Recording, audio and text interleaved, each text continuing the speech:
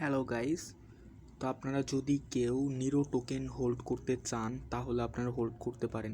কারণ আপনারা দেখতে পাচ্ছেন, দেখেন এখান থেকে যদি বলি, দেখেন ছাব্বিশ তারিখের পর থেকে আপনার একটু মার্কেট ডাউনে গেছিলো, তারপর এখন খালি আপেই আসছে, বুঝছেন। দেখেন খুব এই যে একটা রেড ক্যান্ডেল হয়েছিল, রেড ক্যান্ডেলটা খুব তাড়াতাড়ি আপনার বুলিশ ক্যান্ডেল, পরের ক্যান্ডেলটা বুলিশ হয়ে গেছে। মার্কেট খুব তাড়াতাড়ি গ্রো করতেছে। তো আপনারা যদি কেউ নিরো টোকেন হোল্ড করতে চান, হোল্ড করে যদি আপনারা মার্কেটের দিকে চেয়ে থাকেন, সেক্ষেত্রে মার্কেট যখন আপে যাচ্ছে, আপে যেতে যেতে আপনারা একটা লেভেলে বিক্রি করে দিতে পারেন। আর যদি আপনারা মোটামুটি আরেকটু হোল্ড করতে চান, হোল্ডটা আপনাদের নিজস্ব বিষয়।